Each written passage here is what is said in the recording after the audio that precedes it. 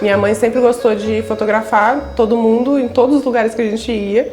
E aí eu comecei a criar umas pastinhas no meu celular, que eu comecei a tirar foto também. E eu criava pastinha de paisagem, pastinha de animais.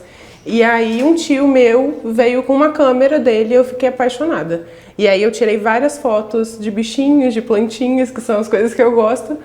E ele gostou das fotos e eles começaram a conversar sobre isso, sobre a fotografia, que eu já estava flertando com ela.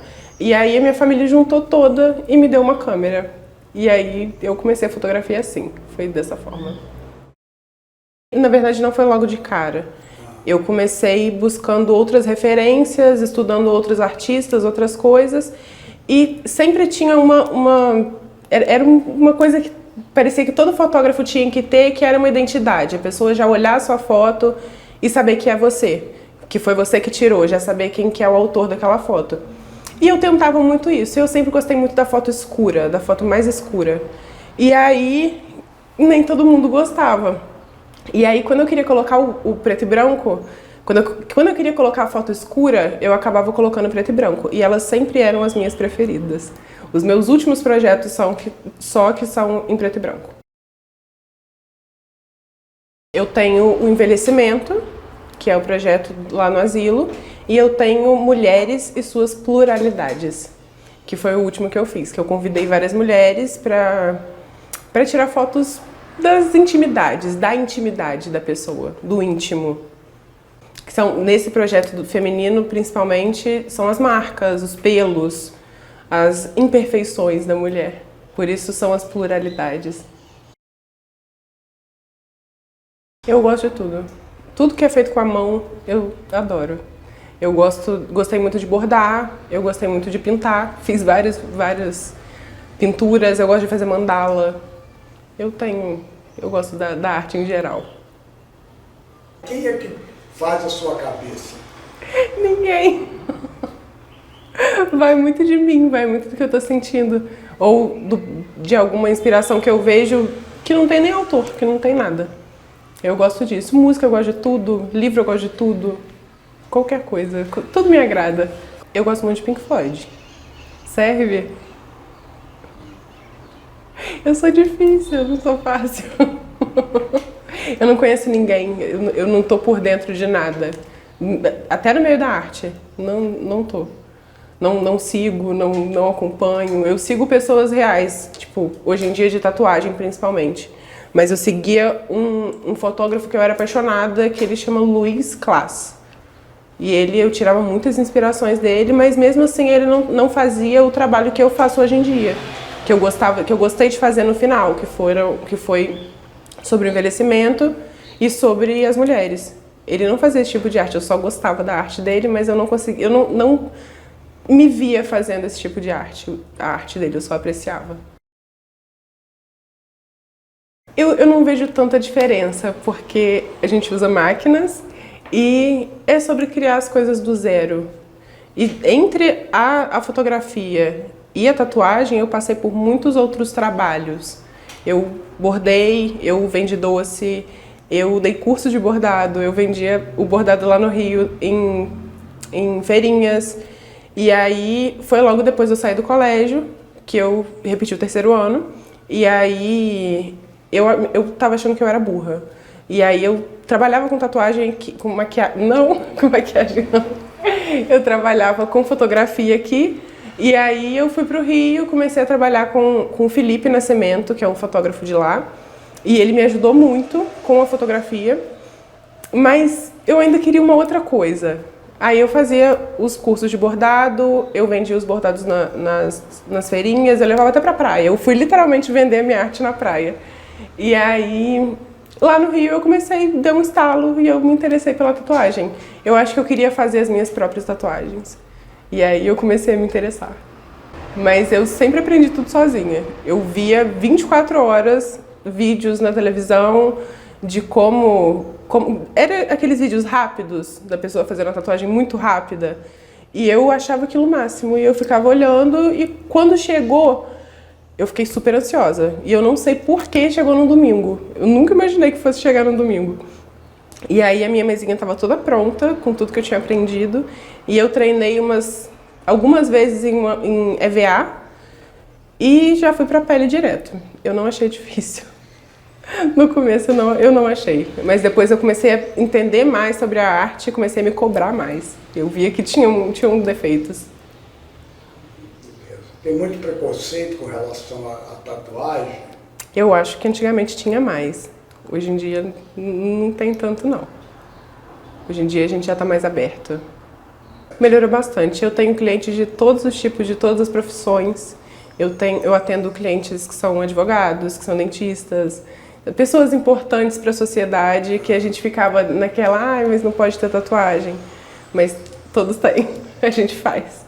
Mas a primeira que eu fiz lá em 2014, a gente pensou em fazer escondida. Então a minha primeira foi nas costas, escondida.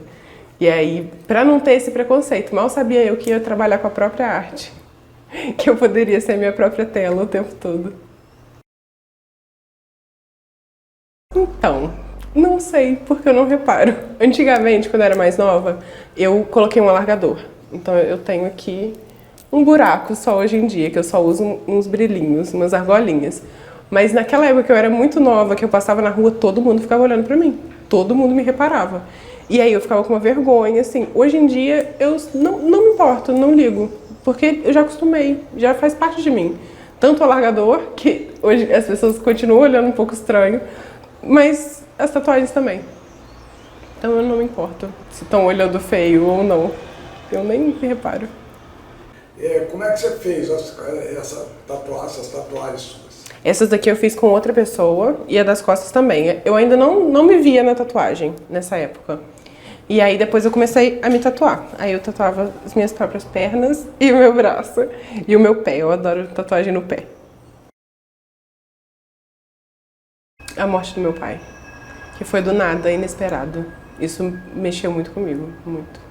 Eu acho que começou a me abalar de verdade, assim, na minha cabeça depois de 2 anos.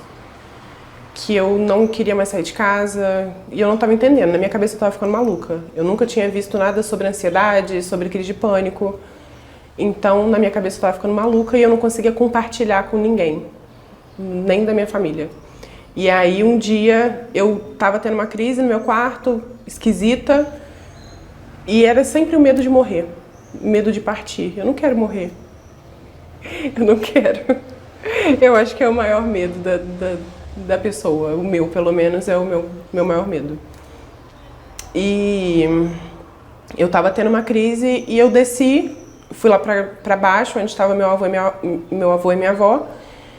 E eu acho que eu estava tão pálida, tão nervosa, que eles perguntaram o que aconteceu.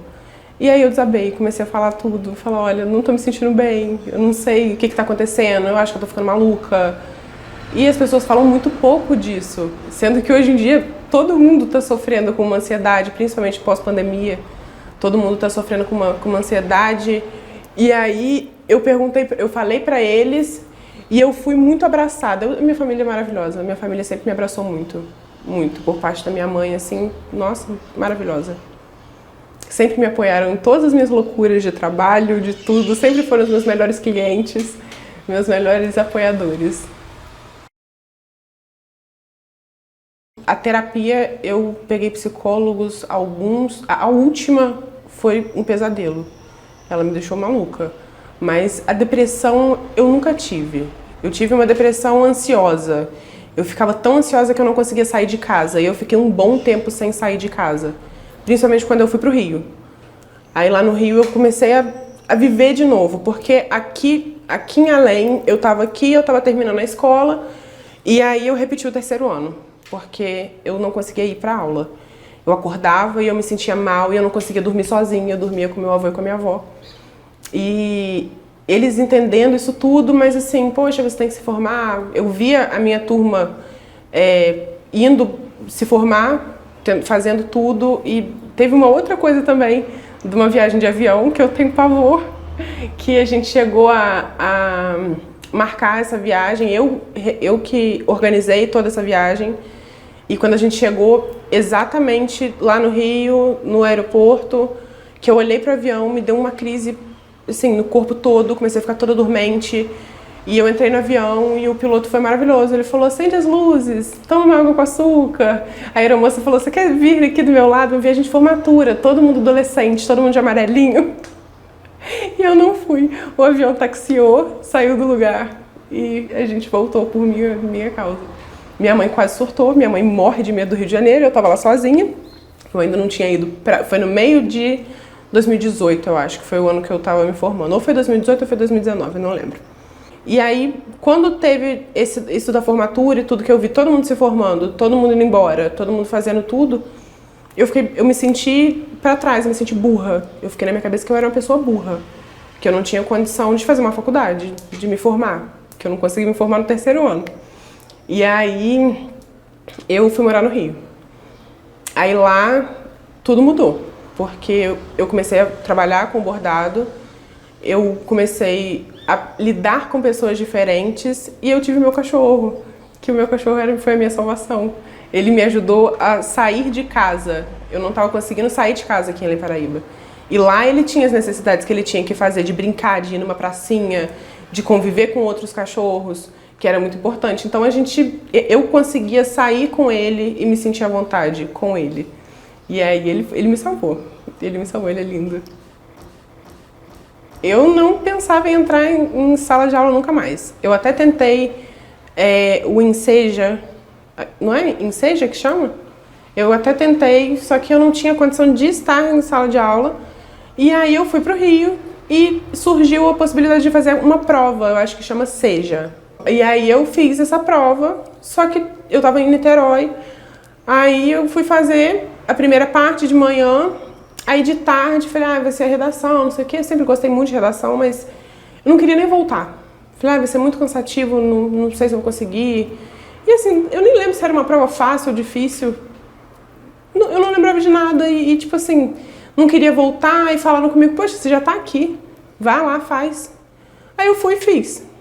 E aí, meses depois, eu fui entrar no Facebook. E tinha uma menina falando, graças ao Seja, graças a essa prova, eu consegui finalizar meu ensino médio, não sei o quê. Aí eu falei, gente, mas eu vou entrar pra ver as minhas notas, né? Porque eu nunca tinha visto. Eu deixei de me interessar. Na minha cabeça eu era burra. E aí eu fui entrar e, tipo, eu quase fechei todas as matérias. Eu não era uma pessoa burra. E eu acho que eu precisava dessa afirmação.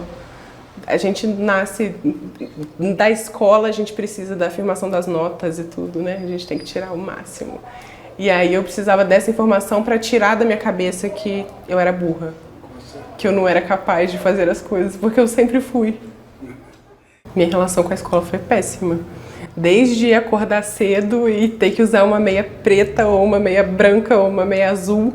E eu não podia estar com... Eu não sei se era implicância comigo porque eu tinha o cabelo vermelho, porque eu tinha largador, porque eu sempre fui mais pra frente, que sempre falavam isso, eu não era uma boa companhia. E aí eu sempre tive essa implicância das outras pessoas comigo, com a minha pessoa. Não sei porquê, eu sempre fui uma ótima influência, eu sou uma boa pessoa. E aí, desde isso, eu não podia usar o meu sapato não podia estar menos preto, ele não podia estar desbotado, que eu já era chamada a atenção. Então, pra mim era horrível, tipo, desde essa parte até acordar cedo pra ir estudar. E eu sinto que hoje em dia eu me interesso mais dos assuntos que a gente é obrigado a estudar do que naquela época. Hoje em dia eu estudaria por conta própria, naturalmente. Eu iria gostar de estudar o que era mandado estudar antigamente. Eu sou apaixonada no Brasil. Eu sou apaixonada. E ainda tem esse probleminha do avião. Mas eu queria muito conhecer a Itália. Eu acho muito bonita e inspiradora. Mas eu gosto mesmo do Brasil. Eu queria muito ir nos Lençóis Maranhenses, Fernando de Noronha. Eu gosto das partes lá em cima. Tenho vontade de voltar a fotografar. Inclusive, minha câmera já tá aqui. E aí, eu quero voltar a fotografar, só que dessa vez eu quero fotografar homens. Eu quero fazer diferente das mulheres. Eu quero fotografar os homens e as partes, exatamente o que eu falei das mulheres, as partes que não são mostradas. As partes que é o tabu, que são o tabu para a sociedade. Mas a fotografia, hoje em dia, eu penso em voltar porque eu vivo para o meu trabalho atual, que é a tatuagem. Então, eu tô completamente dentro da tatuagem e às vezes a gente vai ficando maluco. E aí eu preciso de um escape. E o escape que foi mais gostoso na minha vida foi a fotografia. E eu não posso largar do jeito que eu larguei, eu sinto muita falta. Mas eu acho que quando a gente começa a tratar como trabalho, começa a ficar mais pesado. E aí eu gostaria de voltar com a fotografia como um hobby. Eu não recebi nada para fazer eles. E aí eu gosto assim. Talvez eu goste de só fazer o que eu gosto. O que eu quero fazer. Se eu tenho vontade de fazer, eu vou fazer. Viver é muito bom, né? Eu gosto muito. Às vezes, assim, a gente fica com uma ansiedade. Eu fico com ansiedade. Mas logo passa. É a ansiedade de viver. De conquistar tudo. De querer estar lá na frente. De não dar tempo ao tempo. De se cobrar. De, às vezes, se comparar com uma outra pessoa. Às vezes, em dias ruins, eu fico com esse medo. Mas eu comecei a entender meu corpo, entender o que eu preciso. Há pouco tempo atrás eu tive uma crise, mas eu tive que me entender, porque, agora voltando a falar da minha vida, eu fiquei 5 anos sem beber e eu voltei a beber esse ano. E aí eu tinha bebido no dia anterior e fui pro sol quente, um sol quente, nesse calor que tá fazendo. E aí eu comecei a passar mal. Falei, gente, eu tô morrendo. Primeira coisa que veio na cabeça, eu tô morrendo. Aí falei com uma amiga minha, falei, olha, não tô legal, tô passando mal. E eu ficava em pé, minha pressão caía, eu falava, meu Deus do céu, não tô legal. Aí deitei, comecei a pensar, falei, cara, não me alimentei bem, eu bebi ontem, eu não tô acostumada, eu tomo remédio. Então, assim, hoje em dia eu tô conseguindo naturalizar, em vez de só pensar, eu vou morrer, vai me dar um troço, vai acontecer alguma coisa. Não, tava tudo errado aquele dia. Então, hoje em dia eu tô conseguindo entender o meu corpo. Que é uma coisa eu acho que acontece com os anos passando, né? Com a idade. E eu tenho um combo que todo mundo até ri de mim, porque assim, eu tenho esse medo de morrer, mas eu tenho bronquite e asma e eu sou fumante. Inclusive, daqui a pouco eu vou acender um cigarro. Mas, tipo assim, eu vou pro hospital e eu passo mal e tudo, mas eu preciso fumar um cigarro, é meu escape, infelizmente. Eu sou asmática. E como eu comecei a fumar muito nova, eu era a má influência, porque eu fumava. Então, assim, a pessoa que fuma, ela virou má influência total. E aí, hoje em dia, eu vendo tudo que eu conquistei sendo má influência, eu acho muito legal. É impossível falar do meu sucesso, da minha vida, da minha trajetória, sem falar da minha família, que sempre me apoiou. Eu comentei que eles eram meus melhores clientes, as pessoas que mais apoiavam mesmo. Mas o meu avô e minha avó, ponto alto. Minha mãe, ponto alto. Meu padrasto também, ponto altíssimo. Tudo que eu queria embarcar, que eu queria fazer, eu sempre fui abraçada por eles. Então, quando eu quis fazer minha primeira fotografia, eles me ajudaram e compraram uma câmera. Quando eu fui fazer a tatuagem, o meu avô e minha avó juntaram e me deram um curso. Sem nem pensar, tipo, a Luísa vai fazer tatuagem. Sem ter um pingo de preconceito, sabe? Eles viram o que eu queria fazer e eles sempre me ajudaram. Quando eu precisava de modelo, quando eu comecei a fotografar, meus irmãos, eu tenho 2 irmãos, o Felipe e o Lucas. E eles eram meus modelos, eles foram desse tamanhozinho aqui, eles eram meus modelos, com as minhas roupas, com os meus tênis, com as minhas coisas, eles ficaram lindos. Então a minha família é sempre muito importante em toda a minha trajetória, eles sempre me abraçam, eles sempre estão ali, sempre que eu preciso. Meu avô, minha avó, eu sou apaixonada neles.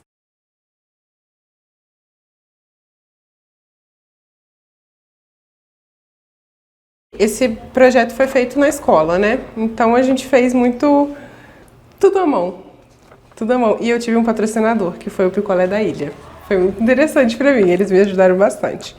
E aí a gente imprimia e cortava a gente mesmo. Essa é a minha foto preferida de toda a exposição. E aí eu tenho algumas fotos, porque naquela época eu usava um notebook muito velhinho para poder editar as fotos. E aí acabou que ele quebrou. Então, essas aqui foram as fotos que sobraram, né? Essas aqui são as originais. E eu tenho algumas aqui que eu sou apaixonada, que eu não sei se tem impressa, tipo essa daqui. Essa eu acho que você não tem. Tu mostra um pouquinho Tem mais, alguns detalhes. Pegado bem na câmera. Algumas aí eu não conheço. Essas daqui eu acho bem interessantes.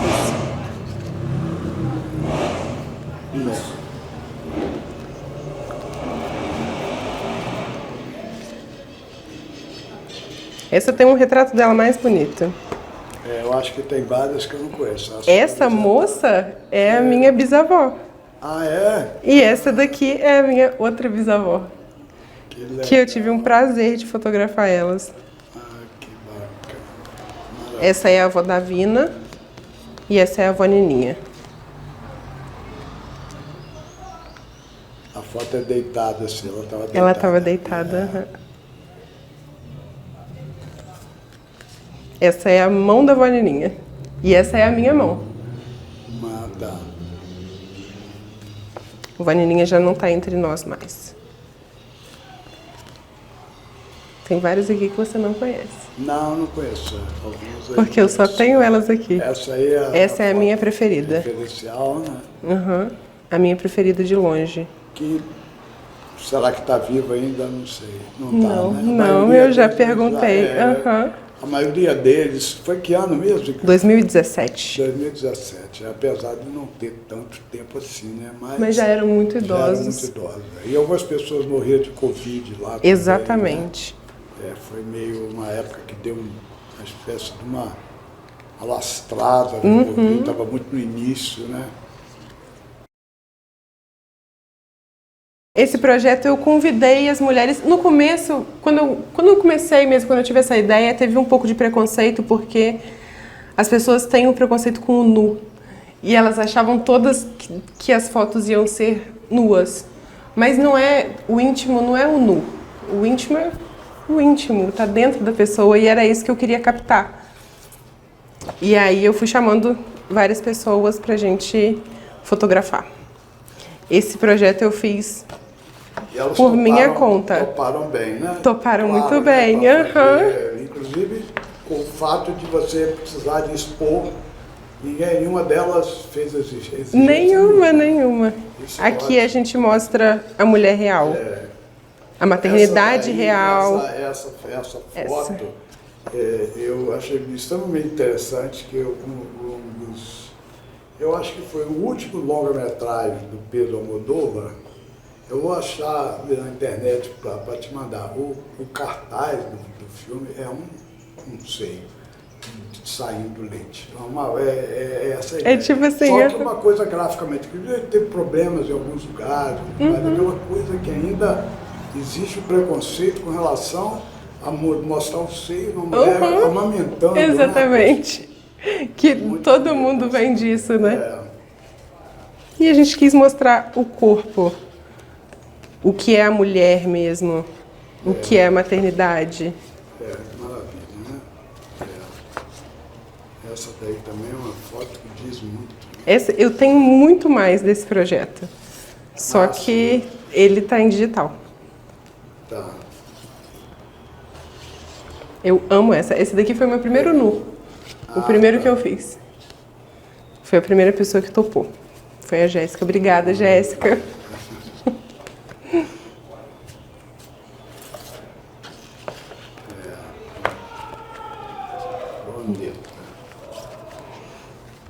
Eu vou me confundindo com as fotos. É difícil lidar com papel hoje em dia. Complicado. E aí, voltamos. Sensacional. E essa sou eu. É um autorretrato. Gosto muito de autorretrato. Mas não só os pés, mas os pelos. Com pés e cabeça. Exatamente. Ou sem pé nem cabeça. Difícil. Conforme o ângulo, né? Beleza, Luísa. Tá muito bom. Ô, Luísa, eu acho que eu conversei com você já outras vezes sobre esse trabalho do pessoal do asilo, né? Como é que chama? Envelhecimento. Envelhecimento, né? O projeto de envelhecimento. Eu acho que você tinha que arrumar um jeito de fazer uma exposição. Eu tinha, né? Eu ganhei esses quadros de um grandíssimo amigo, muito apreciador do meu trabalho. Eu acho que isso não pode ficar, não é? Assim, aqui no meu corredor só, né? Eu acho que não. Você vê que beleza. Olha, a ideia disso aqui da cadeira de rodas, para mim é uma simplificação, como é que a gente chama? Elipse, né? Porque simplifica todo um panorama. É como se você dissesse, a gente vai imaginar que tem aí uma pessoa de idosa sentada nessa cadeira, ela fala, né? Vulnerável e precisando de cuidados. E plasticamente é muito bonita também, né? Parece que você comentou que tem sempre umas especiais, né? Tem. Dessas que estão aqui. Eu gosto muito dessa. Ah, tá. Desse. Essa eu sou apaixonada. E eles praticamente devem, pelo tempo que eu te perguntei, devem todos terem falecido. Ele chamava Ari. E ele era cego. Então eu estava ali tirando a foto dele e ele percebia que tinha alguém ali com outros sentidos, né? Ele percebia que tinha alguém ali e ele mexia no rosto dessa forma. Não sei se ele queria enxergar a própria mão, eu não sei o que aconteceu. Mas eu estava aqui atrás dessa pilastra, fotografando ele e chorando, e chorando, e chorando, e chorando. Porque eles estavam muito vulneráveis. E eu acho que eu não aprendi a lidar, eu não sei lidar com o envelhecimento.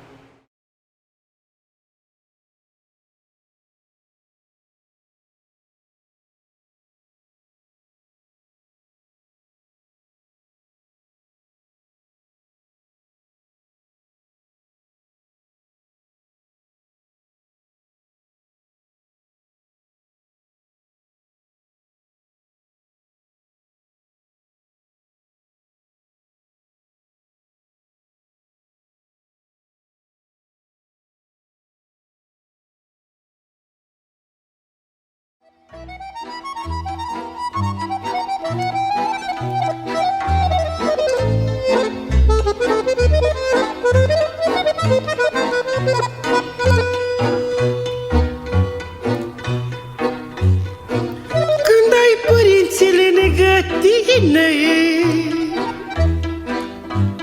mai că toate zilele sunt bune, mai nene.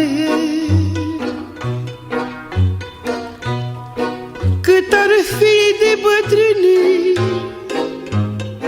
se plimbă pe bătătură și tot auzi o vorbă bună, mai neică.